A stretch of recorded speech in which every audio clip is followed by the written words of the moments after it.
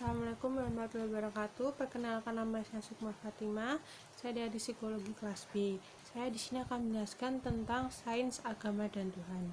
Dalam masyarakat masih saja ada anggapan yang kuat dalam masyarakat luas yang mengatakan bahwa agama dan ilmu adalah dua entitas yang tidak dapat dipertemukan.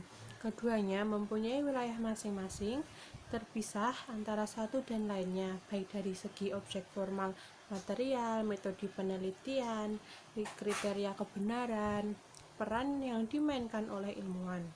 Ada juga yang memandang bahwa sains dan agama berdiri pada posisi masing-masing. Karena bidang ilmu mengendalikan data yang didukung secara empiris untuk memastikan apa yang nyata dan apa yang tidak, agama sebaliknya siap menerima yang gaib dan tidak pasti, hanya didasarkan pada variabel berwujud dari iman dan kepercayaan bahwa agama dan sains harus hidup berdampingan, independen satu sama lain, sebab meskipun ada kesamaan dalam visi mereka, perbedaan mendasar antara keduanya menyajikan sebuah konflik yang akan meresonansi pada inti masing-masing, sehingga integrasi antara sains dan agama hampir tidak layak. Seperti kriteria ilmiah untuk mengidentifikasi asumsi tersebut menjadi nyata, karena dipastikan pada proses kanibalisasi antara keduanya, sementara agama sangat penting bagi kesejahteraan individu dan bertujuan menciptakan harmoni bagi kehidupan.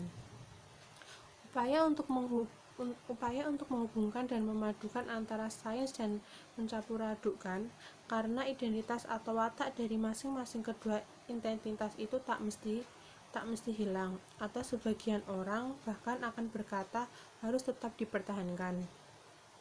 Jika tidak, mungkin saja yang diperoleh dari hasil hubungan itu bukan ini dan bukan yang itu, dan tak jelas lagi apa fungsi dan manfaatnya. Integrasi yang diinginkan adalah integrasi yang konstruktif. Hal ini dapat dimaknai sebagai suatu upaya integrasi yang menghasilkan kontribusi baru untuk sains dan agama, yang dapat diperoleh jika keduanya tidak terpisahkan.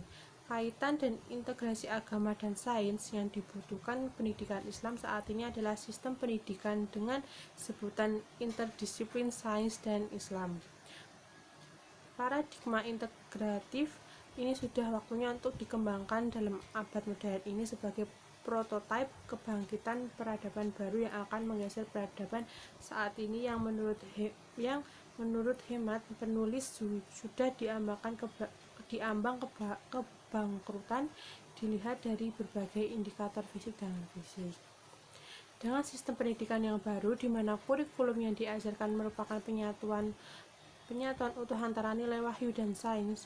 Dengan demikian, pendidikan Islam di masa mendatang harus memberi prioritas pada materi pembelajaran yang akan membantu untuk menghasilkan ilmuwan-ilmuwan, teknolog-teknolog, dan insinyur-insinyur, serta kelompok profesional yang lainnya, yang peran dan kontribusinya sangat penting bagi kemajuan ekonomi.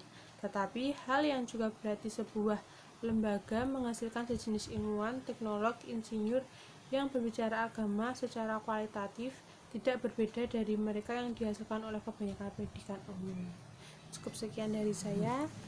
Terima kasih. Wassalamualaikum warahmatullahi wabarakatuh.